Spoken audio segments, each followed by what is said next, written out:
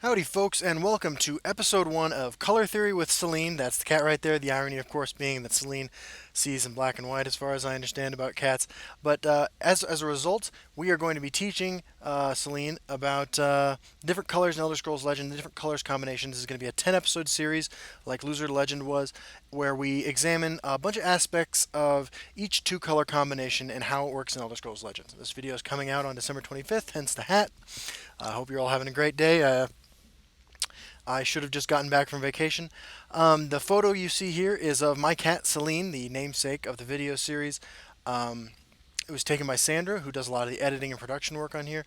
If you're interested in more of her photography, you can check out her Instagram, her website, and her store in the description of each video below, including prints of the picture of Celine if you are interested in a wonderful after Christmas gift. So, we're going to start with Yellow, Blue, or Mage, as the class is called in Elder Scrolls Legends, and we're going to get right into it. Each subsequent episode will follow the same sequence, where we go into the same series of things in the same order, starting with the races, the cards you can get with the legendary level up rewards, the traits that these colors share in common, successful archetypes that have been seen on the ladder in this color combination, unexplored decks that I haven't really seen any of that you could also conceivably build in these color combinations, and finally we'll cap off each episode with a new card idea for a third multicolor card that would go, in my opinion, perfectly into the yellow-blue mage color combination. We'll also mention, I forgot this part of my list, we'll mention some of the weaknesses that this color combination faces. So, without further ado, let's get rid of our background image here. See you later, Celine. We're going to start things off by moving my ugly face down here to the lower left, and we're going to start looking at what we can do with Mage. The simplest way to consider Mage is that, to look at the two names of the two colors, Intelligence and Willpower. So you're not looking at brute force, this isn't strength.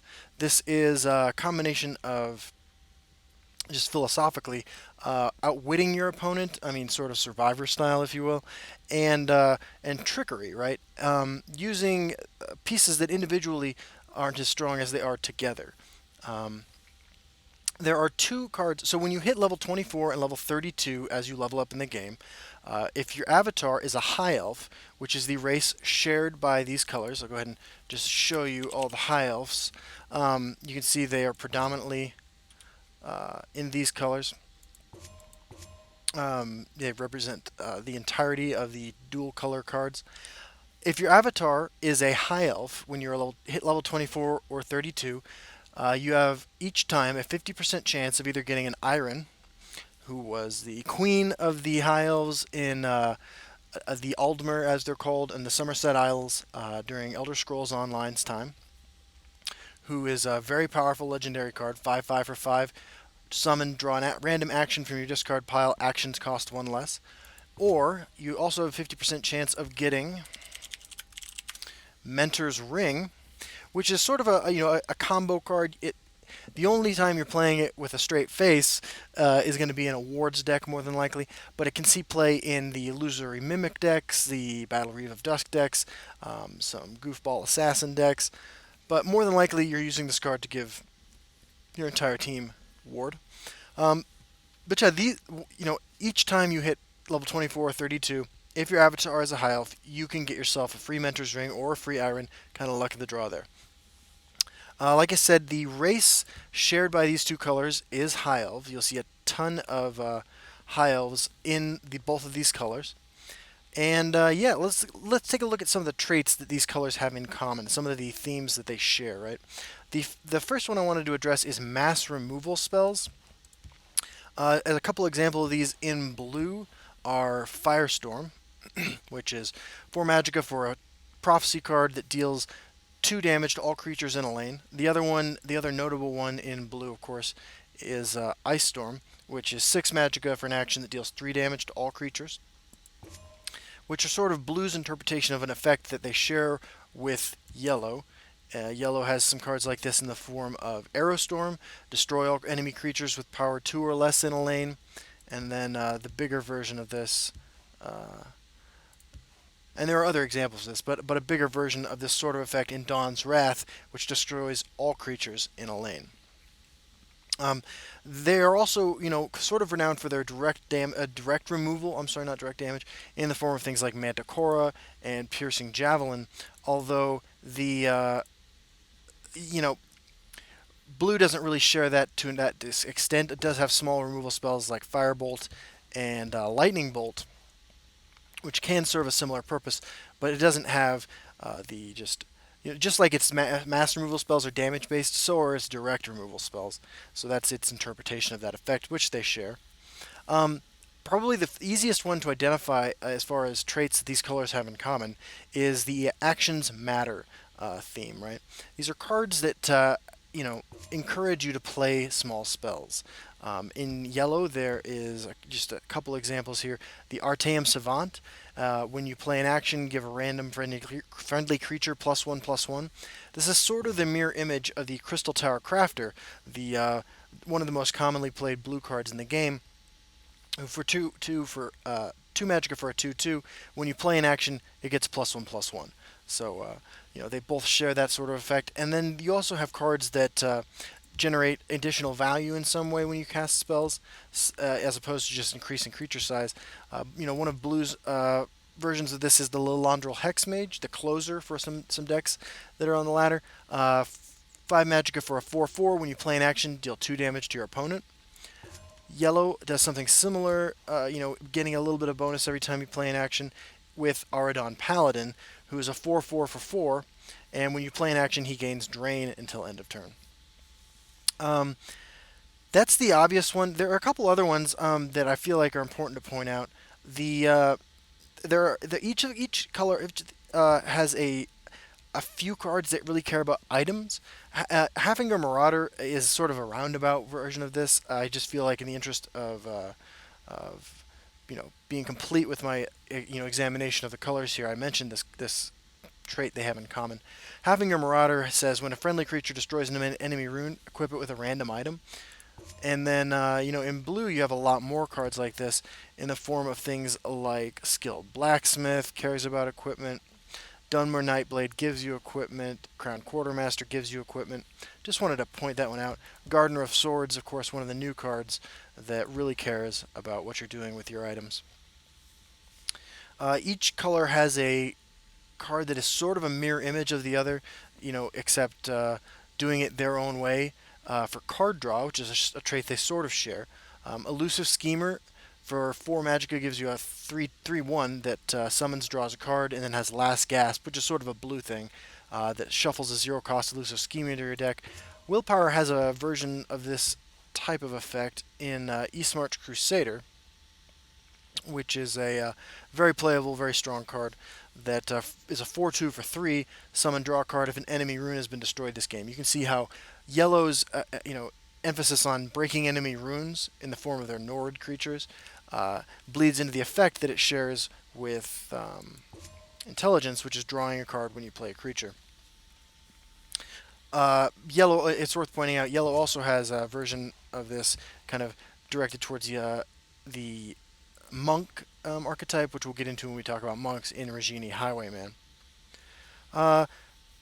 The second most obvious one, I think, although the one that I don't see a lot of play for, is, of course, support cards matter as a theme, right? In yellow, you have Tower Alchemist. Your supports with activate abilities have unlimited uses. There's actually an achievement you can get if you can use the gold brand 4 times, and this guy is the only way to pull that off. You also have the brand new card from our recent expansion, the Shivering Apothecary, which when you summon it, summons a random elixir, which are all support cards. And you also have in this color the Doggy Rot Mystic. If I can find that guy. Yeah, right here. 5 magicka, 4/4 Pilfer, draw a random support card from your deck. In blue, there are a couple cards like this. Notably is Craglorn Sentinel,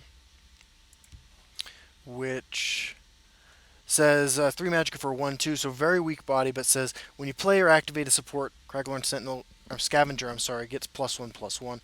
Again, just another way that these cards overlap in their ability to concern themselves with support cards.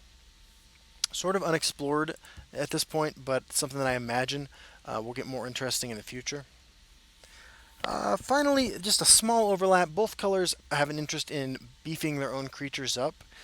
Blue does this in the form of things like Tome of Alteration um, and other equipment cards, although also Royal Sage granting keywords. Yellow does this much more directly with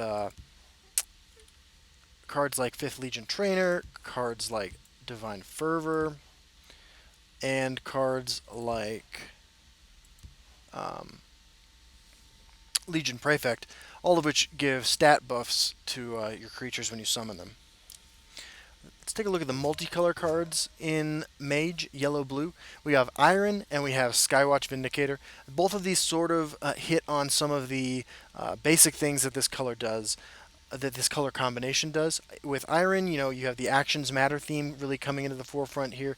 In addition, you have a strong body, the kind of body you would see on 5/5 for 5 in a yellow card much more than a blue card. But definitely fits nicely, shoehorns nicely in any of those actions matter decks. And then you have Skywatch Vindicator, a card I don't see played quite a bit. It's a sort of a mid-range card, although I have seen it played in the Actions Matters deck. Um, Skywatch Vindicator does a great job of combining the beefing up your creatures with blue's equipment stuff and yellow's stat buff stuff with their small removal, the execute ability in yellow, and the firebolt ability in blue. Just sort of a nice, very simple overlap of those abilities. As far as weaknesses in this color combination goes, the most obvious one is that despite all their emphasis on playing and using support cards, there are no cards in this color combination that directly remove support cards. You would have to go to a neutral Vicious Drag in order to find that. That's the biggest one that this color combination has trouble doing. Other than that, there's quite a bit of overlap. There is no lethal in this color combination, but the direct damage and the direct removal in general of yellow do a pretty good job of mimicking what lethal can do, although it's at a cost of a card in your hand and potentially tempo versus the ability to have a lethal creature on the board. So that's worth pointing out. Also, what this color combination lacks in reach in the form of charge creatures, because notably there are no creatures with charge in Mage, in yellow or blue, it makes up for that sort of, in Lightning Bolt and in a few other blue cards that deal direct damage to players. But that is another of the kind of shortcomings of this color combination. Your creatures are just not up to the point where a lot of other creature color combinations are as far as their ability to just get out there and dominate the board. Um, that's basically it. As far as weaknesses in general go, uh, you know, between the two, they're pretty well balanced. It's probably one of the reasons this is such a popular color combination. Um, you have access to tempo cards in the shackle effects. You have access to card draw with Fate Weaver and various other cards. So it's a pretty well balanced color combination as far as that goes. There have been a couple successful archetypes in this color combination since the game launched. We have Action Mage, a version of which you can build very cheaply. I have a playlist of videos where I play Actions Matters Mage, a budget version of the deck, which I've played 2 Legend before and been very successful with. So if you're interested in that, make sure you check that out. But we also have, you can build a more expensive version of that deck because a lot of these small little action cards, the value you generate from them can really snowball over time. And so that's the second most successful, I guess, deck that's been played in this color combination. The most successful deck in this color combination, though, historically, is definitely Control Mage. Control Mage, consists of all the removal spells you can imagine, right? With some gigantic yellow finishers in the form of Manticora, Marak, and life gain in the form of Pillaging Tribune. And up until recently, Healing Potion. But it's got all these guard creatures. It's got Cinch Tiger, a lot more yellow cards traditionally than blue, but quite a few blue cards as well. You're running Firebolt. You might be running Shrieking Harpy for tempo. just anything you can do to get to the late game, and then generating massive card advantage by mass removing your opponent's creatures with Dawn's Wrath, with Ice Storm, so on and so forth. And then it's really almost incidental at that point how you win the game. This deck usually runs Odoving. Some of them run Supreme Atromancer. But Control Mage has been one of the most successful deck archetypes of any color combination, and it is certainly the most successful in this color combination. Until the printing of Histgrove kind of gave decks running Ramp an out against Control Mage. Control Mage was the only the only deck you could really the only deck you could take into a tournament, let's say, that had a serious late game plan that was actually going to be able to pull it off, because this deck was just crushing decks that didn't have a stronger removal suite, of which there really aren't any. Since the printing of Histgrove, there's been sort of a balance of power shift. In addition to that, Manticora was nerfed, Healing Potion's been nerfed. The power level Elusive Schemer has been nerfed. The power level of some of the cards in this deck have been brought down sort of as a result of its dominance, but it's still very playable. There's new versions out that are running the Camel, that are running a little bit different, a little more aggressively, a little fewer Prophecy cards that have been very successful. And if Mage is your thing, and you get started by playing Action Mage because it's cheaper, I can definitely recommend that you segue into playing Control Mage if this is the color combination you like, because there's both an introductory difficulty level and expense level in Action Mage that scales then up to really powerful, really successful control deck in the form of Control Mage. As far as unexplored archetypes go in this color combination, the one I want to point out, because Supports Matters just doesn't really have the cards to be successful, I don't think, at this point. But the one I want to mention is a theoretical deck that involves items and buffing your creatures and aggressive strategies, right? And this would be a sort of all-in kind of deck. You'd be running Crown Quartermaster, right? You'd be running Niben Bay Cutthroat, which my face is covering, but let's see if I add it to the deck and then highlight over it. Niben Bay Cutthroat, right? Which is very strong. 3-1 for 1 if you can get it unopposed in a lane. You'll be running cards like Dunmer Nightblade, right? In addition to this, you'll be running cards like, potentially Aldmeri Patriot, but Descendant of Alkosh.